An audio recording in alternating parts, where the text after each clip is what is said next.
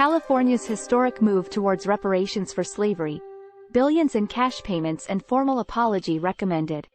California is taking historic steps to address the enduring harm of slavery and racial discrimination.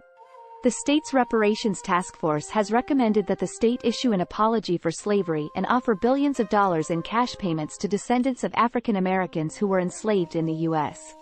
The task force's report, due to be presented to the state legislature by July 1, has been the culmination of a 2-year process to examine the history of racism and inequality in California.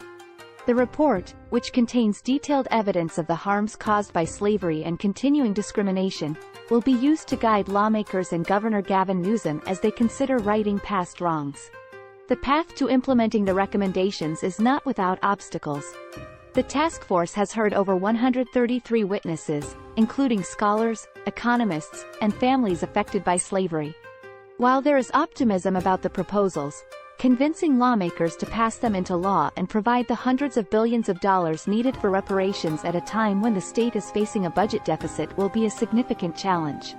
The task force's findings highlight the continuing impact of racism in California, which had no laws that criminalized slavery or mandated the freeing of enslaved people even after the state's constitution banned slavery in 1849.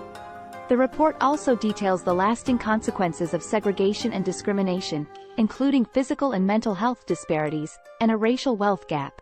One of the most controversial issues the task force grappled with was eligibility for reparations.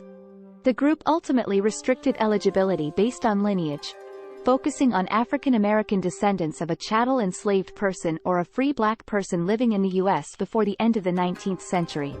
The task force recommended that the legislature create a new California American Freedmen Affairs Agency dedicated to implementing the recommendations, including helping people prove their lineage.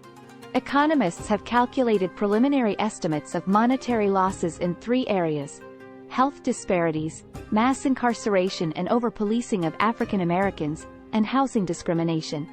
The proposal calls for additional compensation for unjust property takings and devaluation of African American businesses. The task force has also suggested that the legislature adopt an individual claims process to provide reparations for those who can prove particular harms. The report's recommendations go beyond cash payments to include a range of policies that aim to address the harm of slavery and ensure that it is never repeated.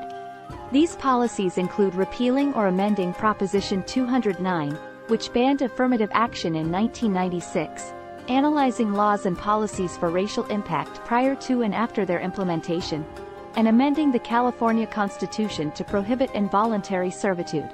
As California leads the way in the national conversation about reparations for slavery and systemic racism, the state's actions could set a precedent for other states and the federal government.